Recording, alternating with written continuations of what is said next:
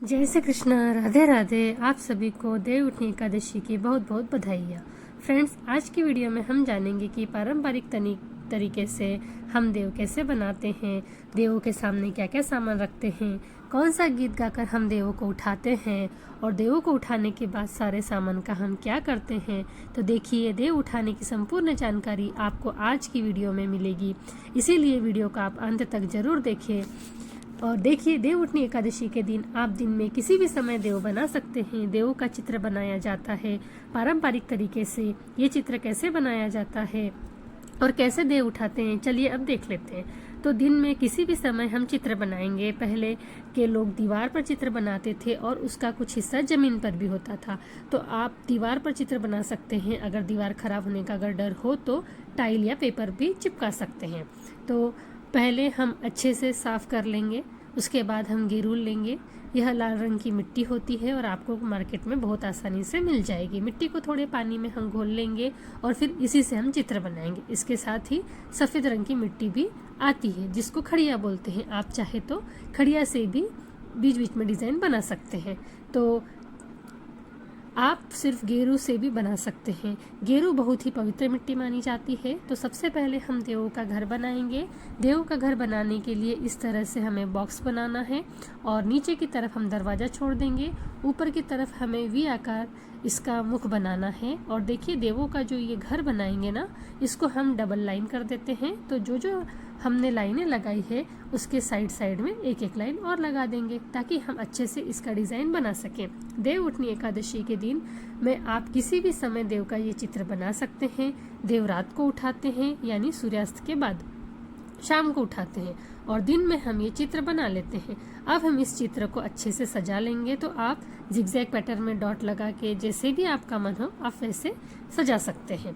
अच्छा, देव आपको कहाँ बनाने हैं? तो आप अपने घर में रसोई में बना सकते हैं, आंगन में बना सकते हैं, बालकनी में बना सकते हैं, पूजा घर के सामने बना सकते हैं, कहीं पर भी आप देव बना सकते हैं। तो इस तरह से हमें हाथ बनाने हैं और फिर हम इसके अंदर कुछ चीज़ें बनाएंगे। तो सबसे पहले हम देव बनाएंगे, यानी भगवान विष्णु का प्रतिरूप बनाएंगे।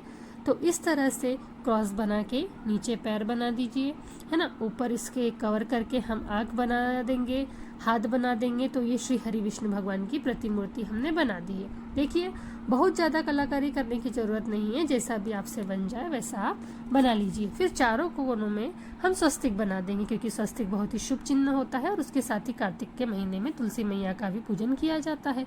तुलसी मैया के पूजन का बहुत महत्व होता है और एकादशी के दिन तो तुलसी मैया का विवाह भी होता है।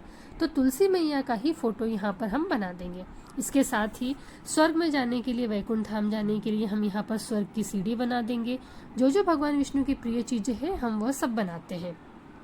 साथ में हमने यह चक्र बना दिया है। इसके साथ ही हम कमल का फूल बना देंगे, क्योंकि कमल का फूल माता लक्ष्मी को अति प्रिय है। और आप इस घर को कैसे भी सजा सकते हैं। मैंने चारों कोनों पर चक्री बना दी है, आप चक्री बना सकते हैं, जैसे मन हो वैसे आप घर को सजा सकते हैं। इसके बाद जो हमने देवों का घर बनाया है उसके नीचे की तरफ जमीन पर हमें गौ माता के पैरों के निशान बनाने हैं, यानी गौ माता के खुर के निशान बनाने हैं, क्योंकि गौ माता का पूजन भी हमारी हिंदू धर्म की परंपरा में बहुत महत्वपूर्ण है।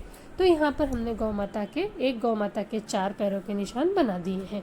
अब हम दूसरी गौ माता के 4 पैरों के निशान बना देंगे। आप ज़्यादा ना बना पाए तो एक गौ माता और एक बछड़ा, इनके पैरों के निशान आप बना दीजिए। तो यहाँ पर हमने गौ माता के पैरों के निशान बनाए हैं, जो थोड़े बड़े बनाए हैं, और जो उनका बच्चा है, यानी जो बछड़ा है, उसके पैरों का निशान हमने थोड़े से छोटे बना देंगे।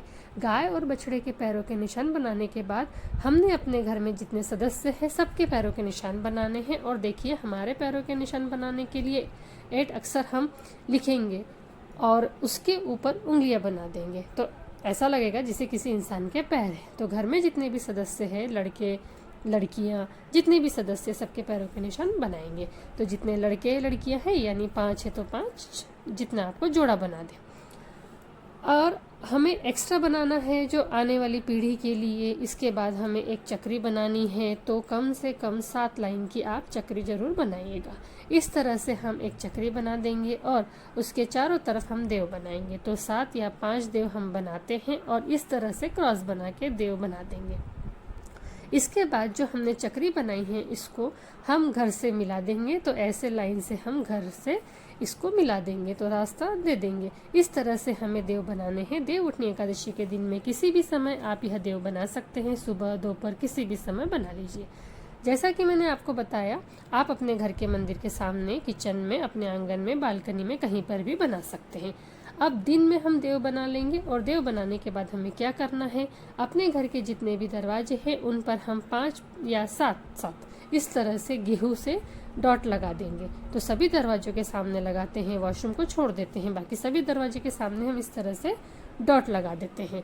तब तक हमारा जो हमने देव बनाए हैं यह छापा भी सूख जाएगा। फिर इसके ऊपर हमें कुछ सामान रखना होता है और यह सब कार्य हम सूर्यास्त होने से पहले ही कर लेते हैं। तो हमें क्या क्या सामान रखना है यहाँ पर वो मैं आपको बताते हैं। तो देखिए, एकादशी पर हमें जो ऋतु की चीज़ें होती है ना, जो इस मौसम में जो चीज़ें आती है वो रखनी होती है। तो इसके लिए हम क्या करेंगे, पहले तो अनाज रख देंगे। गेहूँ आप रख सकते हैं, बाजरा या चावल आप रख सकते हैं। इसके साथ ही हम गन्ना रख देंगे। अगर आपको गन्ना मिल जाए या आप गन्ना रख दीजिए। कोई चीज़ अगर आपको नहीं मिलती है तो कोई बात नहीं, उस चीज़ को आप हटा सकते हैं। तो यहाँ पर मैंने गन्ना रख दिया है। मूली हम रख सकते हैं, इस मौसम में मूली की फसल भी आ जाती है तो मूली हम रख सकते हैं और मूली के पत्तों के साथ ही रखनी है। साथ में हमारे यहाँ पर चूरमा बनाया जाता है देवउठनी एकादशी पर भोग के लिए, तो आप चूरमा रख सकते हैं, हलवा रख सकते हैं या घर पर कोई मीठा हो तो वो भी रख सकते हैं। इसके साथ ही मूंगफली की फसल इस समय पर आती है तो हम मूंगफली रख देते हैं। सिंगाड़े की फसल इस समय पर आती है तो हम सिंगाड़े रख देते हैं। जो भी ऋतु फल है वो हम रख देते हैं। तो जो भी फल आपके पास हो वो रख दीजिए। साथ में ही हमें रुई रखनी होती है क्योंकि कपास की खेती भी इसी समय पर होती है। रुई यानी कॉटन हम यहाँ पर रख देंगे, कॉटन रखना जरूरी होता है। इसके साथ ही हम दक्षिणा रख देंगे। तो ये सारी चीज़ें हम रखेंगे और पूजा के लिए हम एक घी का दीपक रखेंगे। आप देसी घी का या तिल के तेल का दिया रख सकते हैं। दिए को थोड़ा बाहर की तरफ रखिएगा क्योंकि जब हम दिया जलाएंगे तो हमें परात को ज़्यादा उठाना नहीं है। तो आप इस तरह से बाहर की तरफ थोड़ा दिया रख दीजिए। ये सारे सामान रखने के बाद इसके ऊपर हम परात रख देंगे। और परात घर का सबसे शुद्ध बर्तन होता है क्योंकि ये कभी झूठा नहीं होता, इसीलिए हमने परात रखी है। परात रख सकते हैं, कोई टोकरी भी रख सकते हैं। परात के ऊपर हम स्वस्तिक बना देंगे, सुंदर सा सजा देंगे परात को और इस तरह से हम देवों को सुला देंगे। तो इस तरह से हमें पहले देव बनाने हैं। दिन में हम इस तरह से देव बना लेंगे। देव बनाने के बाद फिर हम यहाँ से उठकर चले जाएंगे, अपने घर का सारा काम जो भी करना है वो सब कर लेंगे। दिन में फिर हमें इसको बिल्कुल भी छेड़ना नहीं है। अब हमें सूर्यास्त होने के बाद जब हल्का हल्का सा अंधेरा होता है, सूर्यास्त हो जाता है, तब देव उठाने हैं। तो तब हम क्या करेंगे, अपने घर के सभी सदस्यों के साथ, बच्चों के साथ यहाँ पर आएंगे। 1 लोटा जल हम लेके आएंगे क्योंकि देवों को हमें जल पिलाना है। तो यहाँ पर हम 1 लोटा जल लेके बच्चों के साथ आ जाएंगे। अब यहाँ पर हमें क्या करना है, सबसे पहले हम देवों को प्रणाम कर लेंगे। उसके बाद हमें दिया जलाना है। तो परात को ज़्यादा नहीं उठाना, इसीलिए मैंने कहा था कि बाहर की तरफ हम दिए को रखेंगे। थोड़ा हल्का सा परात को उठा के हम यहाँ पर दिया जला लेंगे और फिर गीत गाते हुए हम देवों को उठाएंगे। तो देव उठनी एकादशी के दिन देवों को उठाने का जो गीत होता है वो हम गाएंगे। इस गीत के बीच में घर के सदस्यों के नाम लिए जाते हैं, तो आप अपने घर के सदस्यों के नाम ले लेना।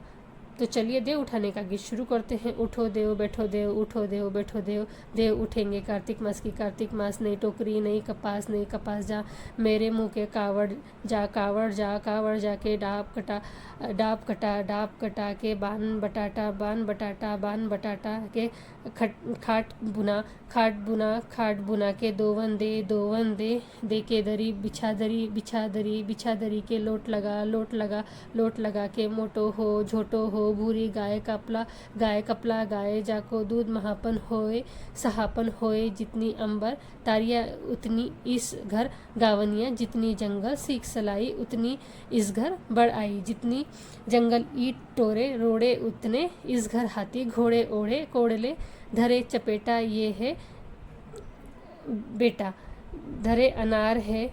इस तरीके से आप गाना गा लीजिए।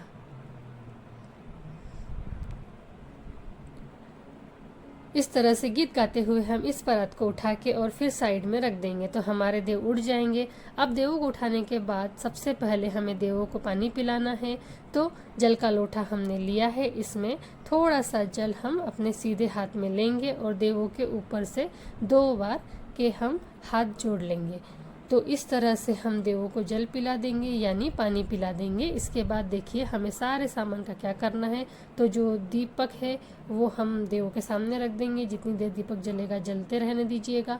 इसके साथ ही जो जल का लोटा है जिसमें जल बच गया है वह हम पौधे में सींच देंगे। किसी भी पौधे में आप यह जल सींच सकते हैं। बारात को हम आप जो अपनी है उसको किचन में रोजाना की तरह यूज़ कर लेंगे। इसके साथ ही जो भी हमने सामान चढ़ाया है, जैसे गन्ने चढ़ाए हैं, बच्चों में बांट दीजिए, बच्चे बड़े खुश होकर इसको खाते हैं। और जो भी हमने मूली चढ़ाई है तो वो मूली के पराठे आप घर में बना सकते हैं, खिला सकते हैं। इसके अलावा जो भी हमने भोग प्रसाद चढ़ाया है, जैसे मूंगफली, हलवा, चूरमा, बेरिया, जो भी फल फ्रूट आपने चढ़ाए हैं, जितना भी प्रसाद हमने चढ़ाया है वो सब भी हम घर के सदस्यों में बांट देते हैं।